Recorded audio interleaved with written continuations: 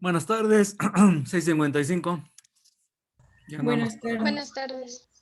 Otra vez les fallé el viernes, pero bueno, ni modo. No sé qué pasa de veras con ustedes. Siempre algo pasa con ustedes. Bueno, estuve revisando el video anterior y estábamos ya viendo presión, principio de Pascal. Aquí ya tengo el libro listo.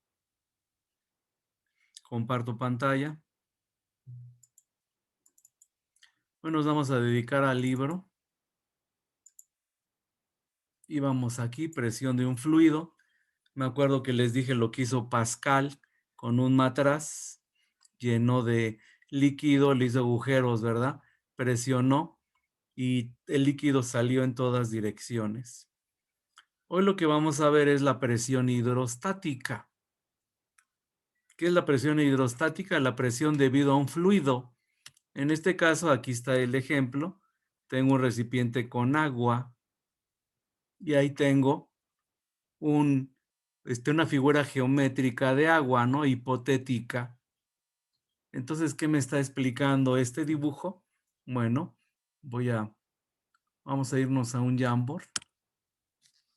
Me está diciendo que yo tengo un depósito con líquido. El líquido, supongamos que llega hasta a este nivel. Entonces vamos a inventar una figura geométrica. Un prisma rectangular, ¿verdad? De agua. Y esta tapa está en la superficie del agua. Entonces voy a borrar esta rayita que puse y le voy a poner una A. Tiene un área esta tapa y tiene una profundidad, H. Entonces, por experiencia sabemos que la presión en la superficie es menor que en la base de esta figura, ¿verdad? Por experiencia sabemos que mientras más profundo estemos en el líquido o en el gas, pues hay mayor presión. De nuevo, repito, aquí tengo la Tierra y aquí tengo la atmósfera de aire. Tengo una altura de aire, no es agua en este caso. Y evidentemente, mientras más larga sea la altura, más presión soportamos de aire encima de nuestras cabezas.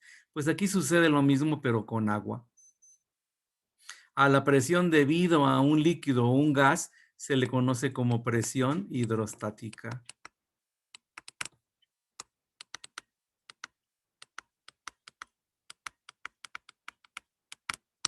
Muy bien, vámonos al Tipens de nuevo. Entonces, vamos a ver qué nos dice. Nos dice así, ya lo hice muy chiquito. Veamos.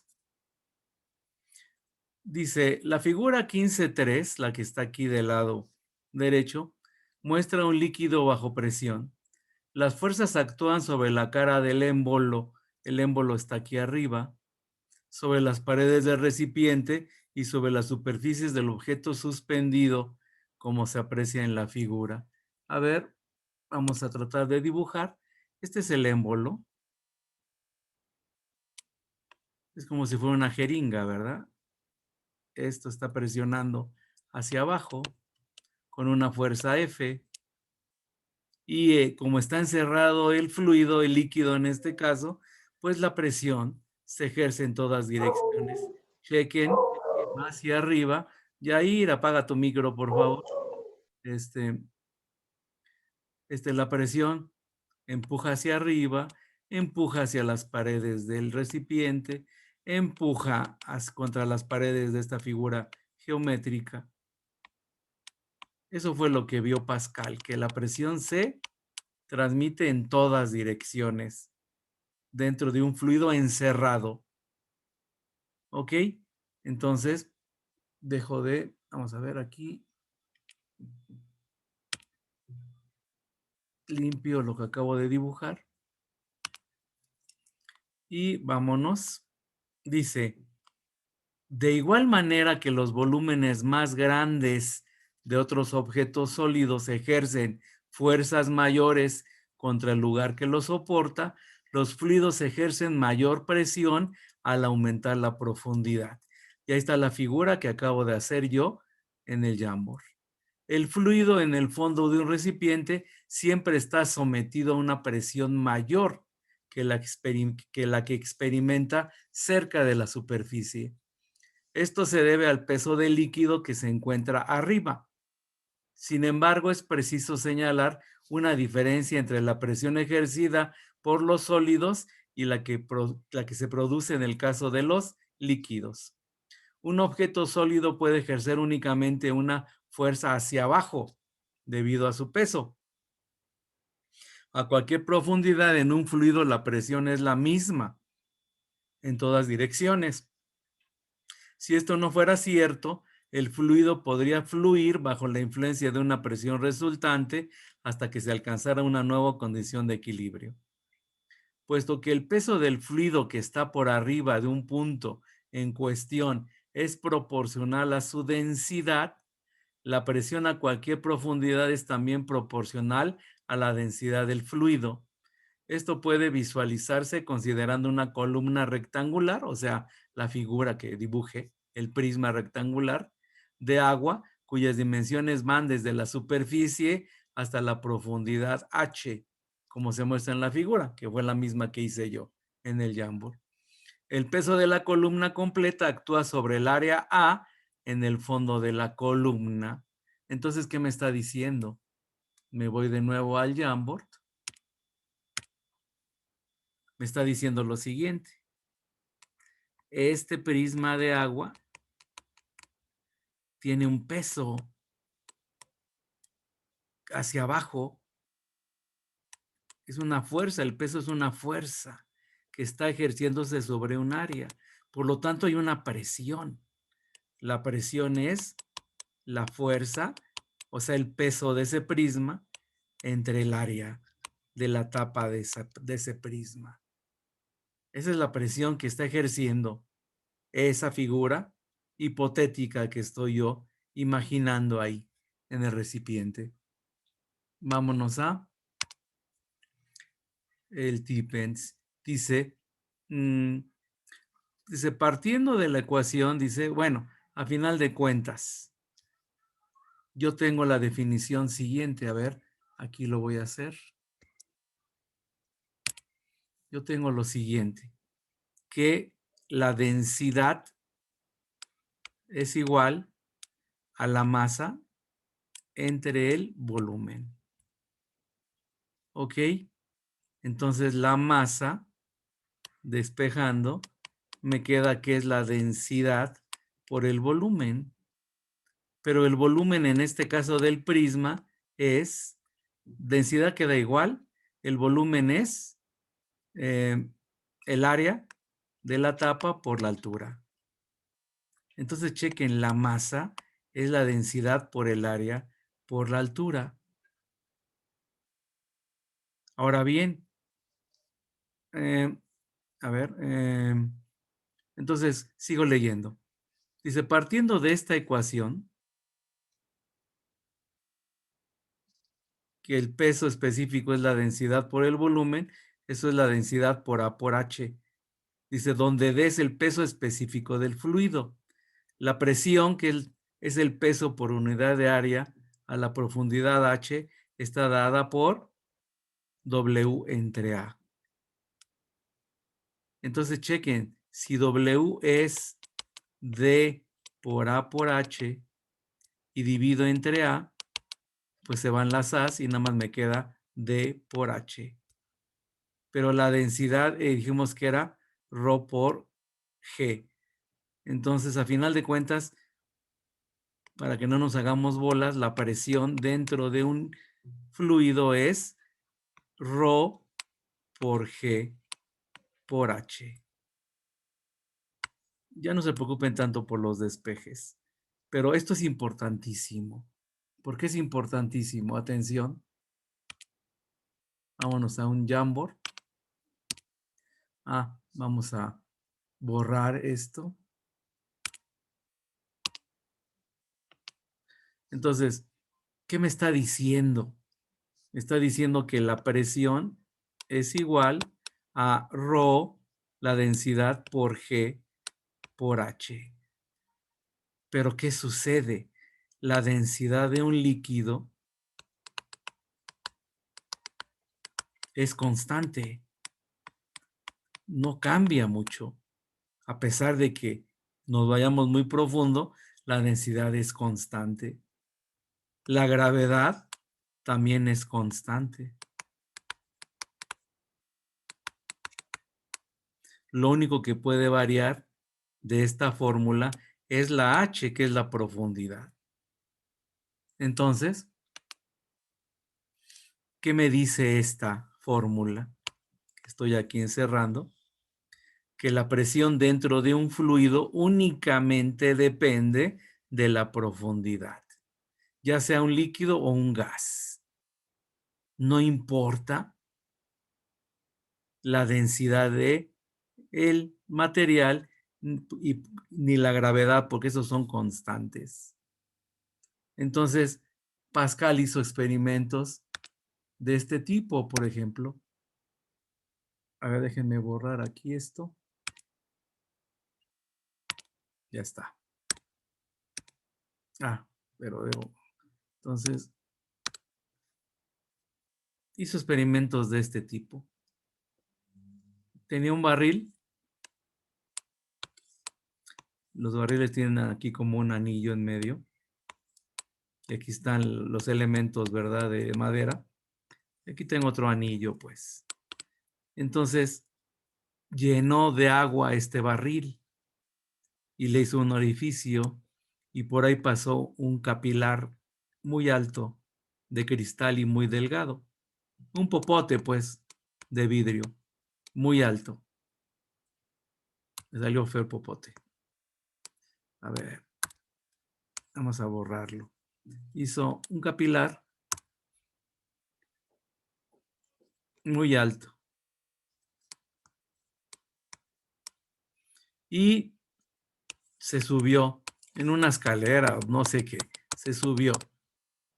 Y él o alguno de sus ayudantes, bueno, le puso agua a este capilar. Recuerden que ya estaba lleno el barril. Entonces empezó a subir el nivel de agua y subir y subir y subir. Era muy poquita agua realmente, porque el capilar era muy delgado, pero llegó un momento en que reventó el barril. No aguantó la presión. ¿Por qué? Porque la presión solamente depende de la altura. En este caso, esta es la altura. Entonces, por muy poquito líquido que haya tenido, pues la presión fue muy fuerte y reventó el barril, a pesar de que era poco líquido. Entonces, Pascal hizo ese tipo de experimentos, ¿ok? En donde jugó con presiones. ¿Esto qué nos dice también? Bueno, me dice lo siguiente: si yo estoy en un río y estoy nadando a una profundidad H, un río de agua dulce, o si estoy en una alberca,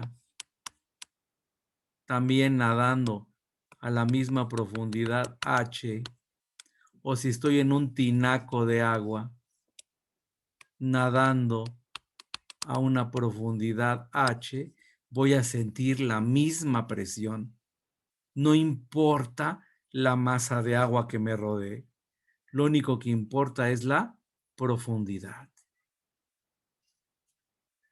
Vámonos al Tippens.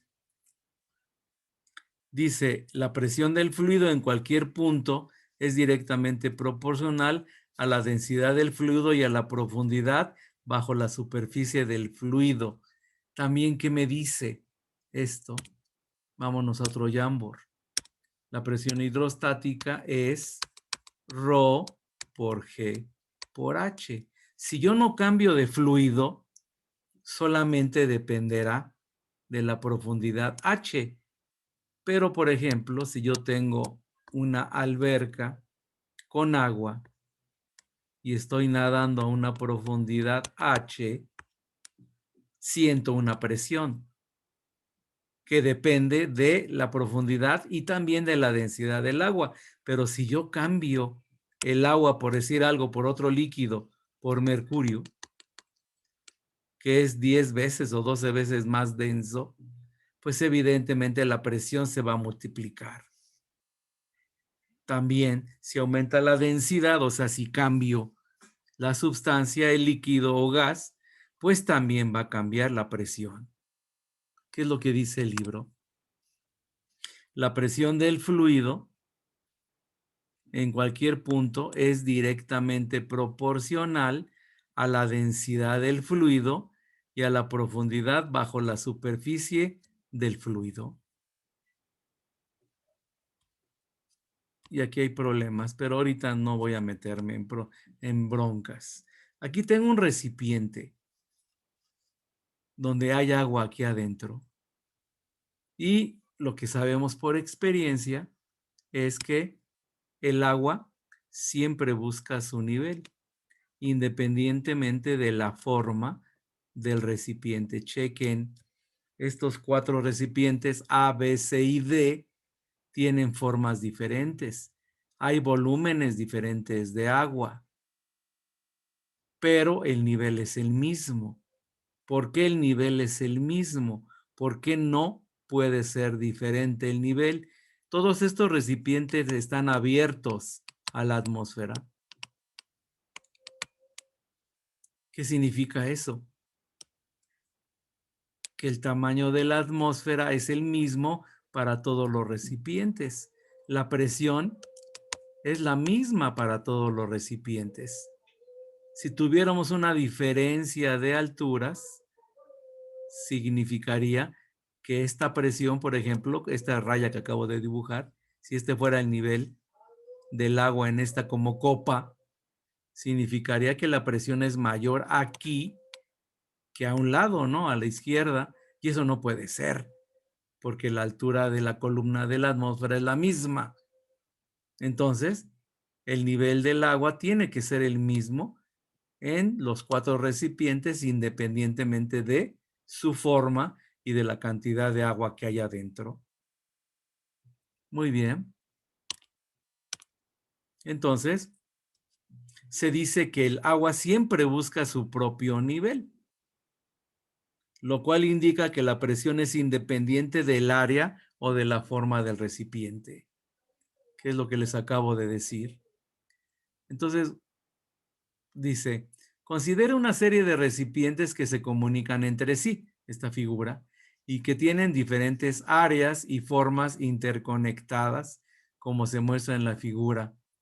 Parecería a primera vista que el mayor volumen contenido en el recipiente A ejercería mayor presión en el fondo que el recipiente D. El efecto de tal diferencia de presión forzaría al líquido a elevarse más en el recipiente D. Sin embargo, si se llenan los recipientes con líquido, se demuestra que los niveles son iguales en todos los recipientes. Parte del problema de entender esta paradoja proviene de la confusión de los términos presión y fuerza total. Como la presión se mide en términos de la unidad de área, no consideramos el área total cuando se resuelvan problemas que incluyen a la presión. Por ejemplo, en el recipiente A, debe ser aquí arriba, en este recipiente, el área de líquido en el fondo del recipiente es mucho mayor que el área del fondo del recipiente D. Esto significa que el líquido en el recipiente A ejercerá una fuerza total mayor en el fondo que el líquido del recipiente D, pero la fuerza más grande se aplica sobre un área mayor, por lo que la presión es la misma en ambos recipientes. Si el fondo de los recipientes B, C y D tuvieran la misma área, podríamos decir que las fuerzas totales también son iguales en el fondo de esos recipientes. Por supuesto, las presiones son iguales a cualquier profundidad. Se puede preguntar por qué las fuerzas totales pueden ser iguales cuando los recipientes B y C contienen un mayor volumen de agua. El agua adicional en cada caso se apoya mediante componentes verticales de las fuerzas ejercidas por las paredes del recipiente sobre el fluido.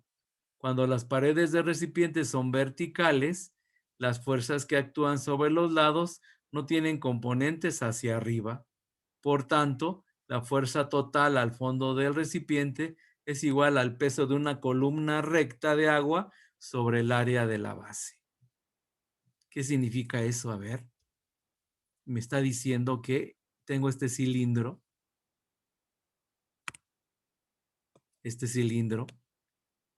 pero lo que ejerce presión sobre esta base es precisamente este cilindro de agua. Todo lo demás ejerce presión hacia los lados. Por eso la presión es la misma. Eso es lo que me dice.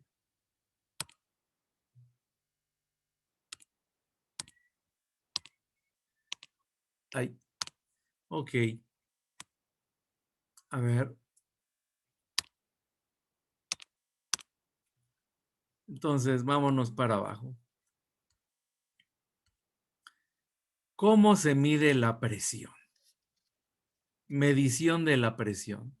La presión que se estudió en la sección previa se debe únicamente al propio fluido y puede calcularse a partir de la ecuación 15.5.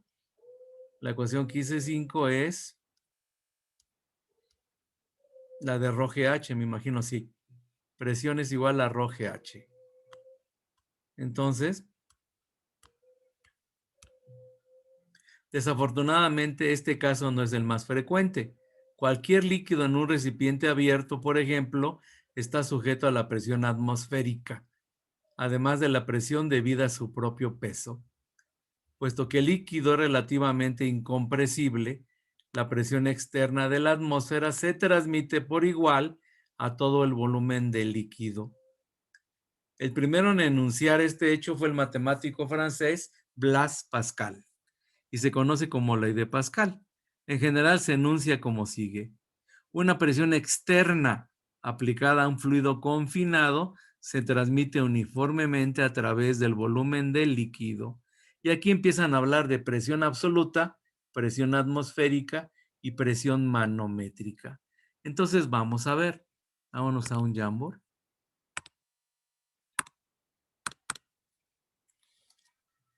Vamos a ver. Supongamos que tengo aquí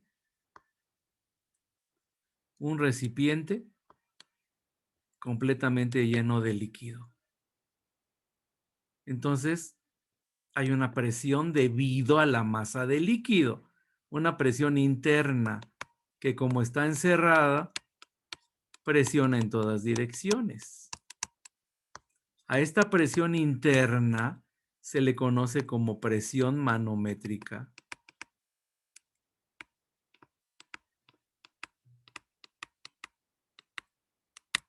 Además, este recipiente sellado lleno de fluido, de líquido o gas, está recibiendo una presión debido a la atmósfera. La presión debido a la atmósfera, bueno, como su nombre lo dice, es la presión atmosférica. ¿Qué significa? Que dentro de este recipiente tenemos la presión debido a la masa, al peso del fluido y la presión debido a la atmósfera. Y a la suma de ambas se le conoce como presión absoluta.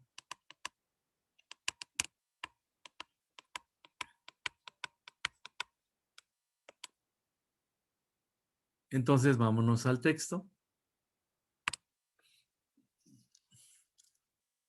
Dice, la mayoría de los dispositivos que permiten medir la presión directamente miden en realidad la diferencia entre la presión absoluta y la presión atmosférica. El resultado obtenido se conoce como presión manométrica. Presión absoluta es la suma de presión manométrica más la presión atmosférica. La presión atmosférica a nivel del mar es de 101.3 kilopascales. Si multiplicamos por 1000 me queda 101.300 pascales. Debido a que la presión atmosférica participa en gran número de cálculos, con frecuencia se usa una unidad de presión de una atmósfera. ATM es la contracción, definida como la presión media que la atmósfera ejerce al nivel del mar, es decir, 101.300, 101.300 pascales o 101.3 kilopascales. Un aparato muy común para medir la presión manométrica es el manómetro de tubo abierto. Vamos a explicar cómo funciona. Ahorita les muestro la ilustración, pero primero vamos a un Jamboard. Manómetro de tubo abierto.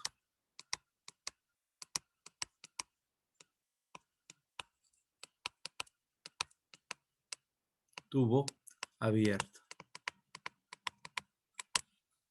¿Cómo funciona? Bueno, vamos a tener una caldera, que es un depósito donde tengo agua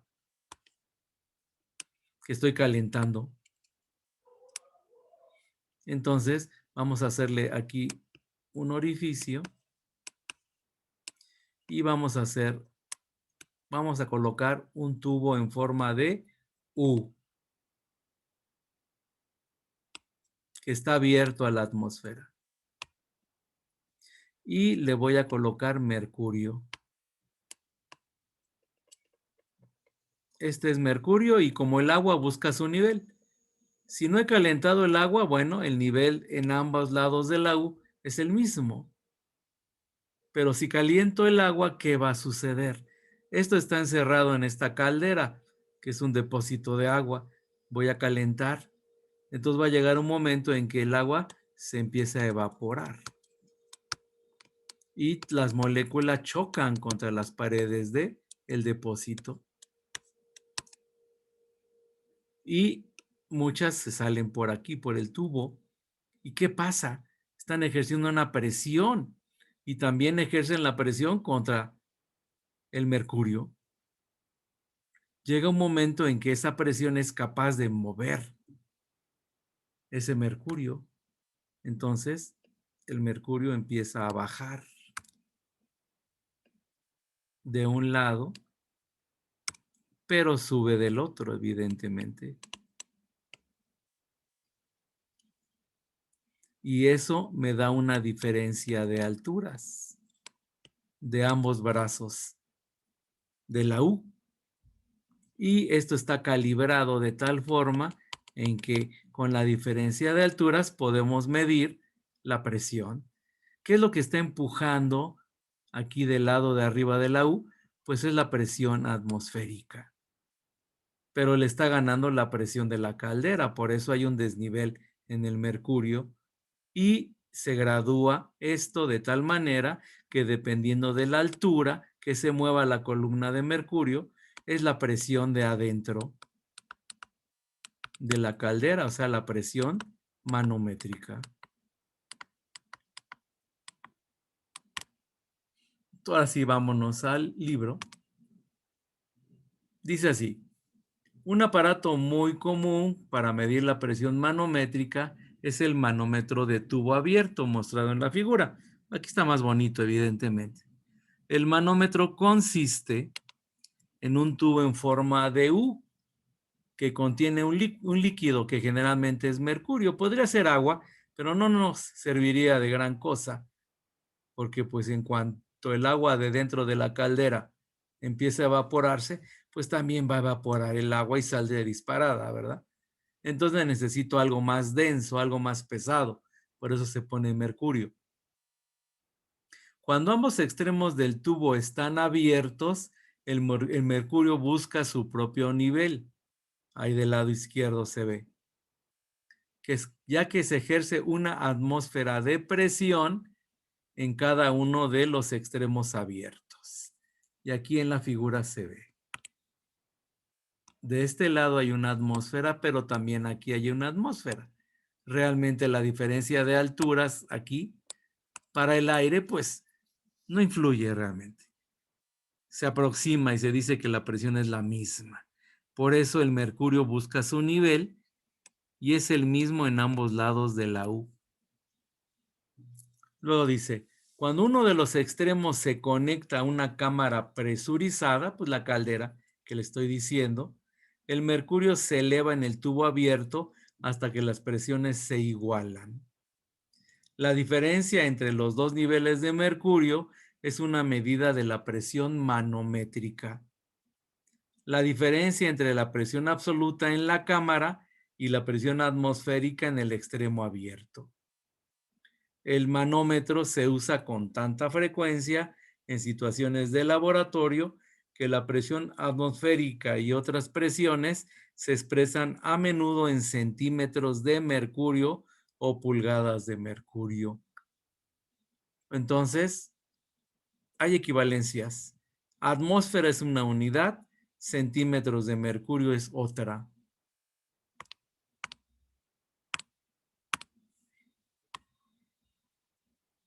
Luego dice, por lo general, la presión atmosférica se mide en el laboratorio con un barómetro de mercurio. El principio de su operación se muestra en la figura 15.8. Este es un barómetro ahora. Un barómetro mide la presión atmosférica. Este barómetro lo inventó un físico italiano que se llamó Torricelli. ¿En qué consiste el barómetro?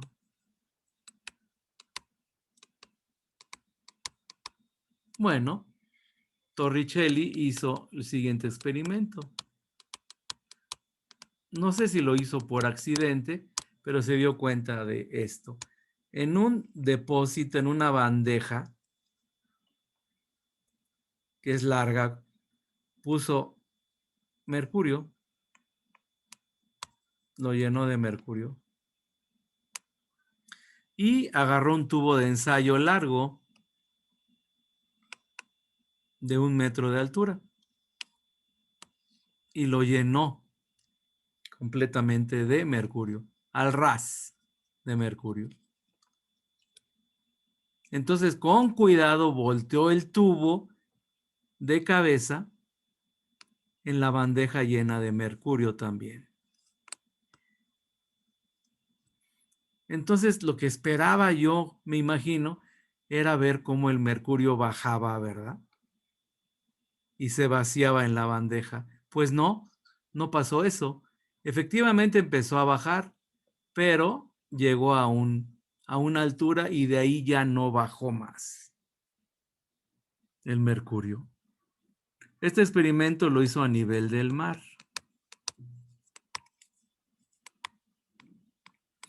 A una atmósfera de presión. Ahora, ¿por qué el mercurio no se vació completamente del tubo de ensayo?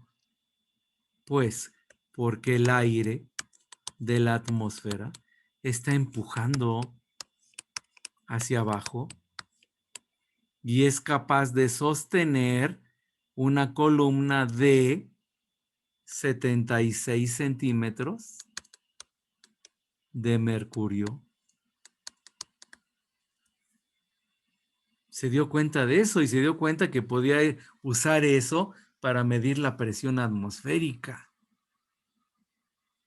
Si nos vamos a una altura mayor, por ejemplo, la Ciudad de México, pues hay menos aire encima de nuestras cabezas.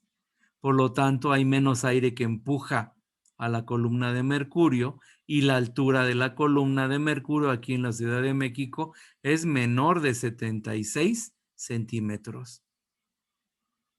Y mientras más alto vayamos, la altura del mercurio va a ser cada vez menor porque hay cada vez menos aire que está empujando hacia abajo. Vámonos al TIPENS. Dice,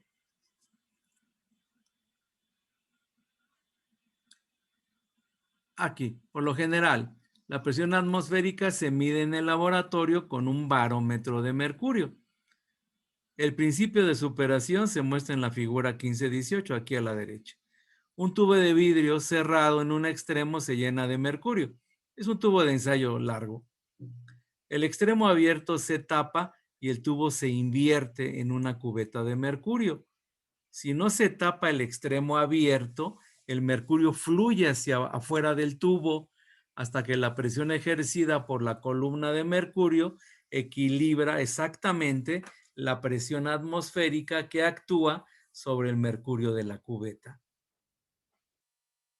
Puesto que la presión en el tubo sobre la columna de mercurio es cero, chequen que hay un vacío ahí en el tubo, en la parte de arriba quedó un vacío, porque bajó ahí el mercurio. Ahí no hay nada, no hay aire.